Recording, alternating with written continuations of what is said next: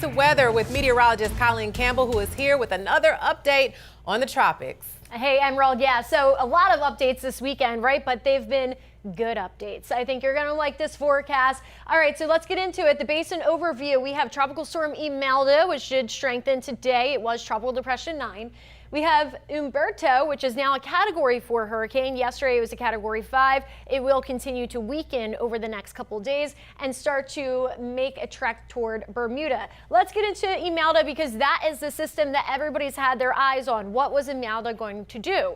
Well, right now I can tell you that it's still a tropical storm at 40 miles per hour, which is on the lower side of a tropical storm, but it will strengthen. It's going to hang out in the warm Gulf Stream that's riding along the coast of Florida, and that will give it a little bit of time. Right now it's over land, so it hasn't had much time to strengthen because it has that friction, right? Let's look at the track of Imelda. Notice that there are some tropical storm watches and warnings in effect. We'll go over those too. Taking a northerly direction, hitting that Gulf Stream, that's when it has time to strengthen to a Category 1. But then it makes that beautiful turn, recurving off into the Atlantic. Why is that? Well, we'll get to that in just a second, but if anybody's been paying attention, we have a hurricane to thank. As far as the timing goes, again, it will ride along the coast for the next 24 hours. It will take some time to make that turn. Really not going to recurve until about Tuesday night into Wednesday, and then eventually it will weaken from there.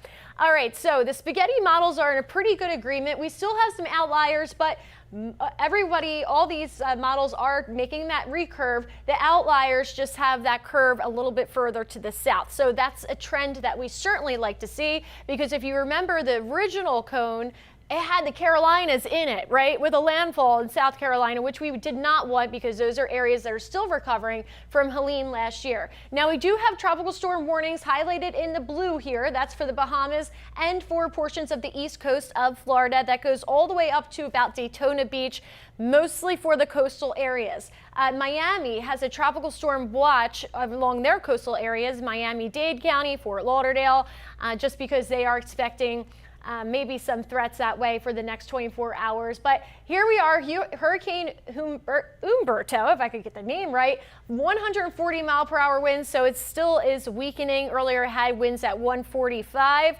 Classic buzzsaw look, right? All right, here's the track. It's going Monday, 9 o'clock, Category 4 into a Category 3, still a major hurricane as it passes by Bermuda there and makes that recurve.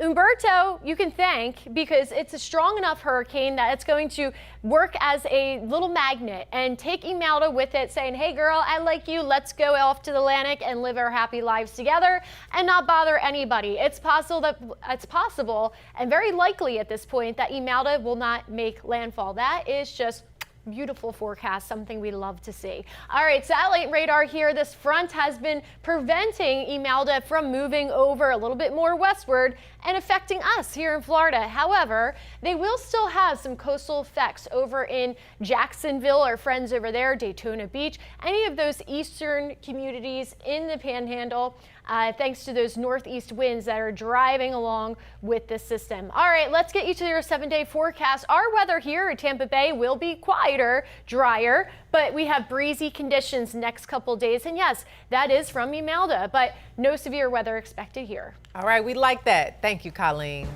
Well, it was a tale of two halves for the Buccaneers.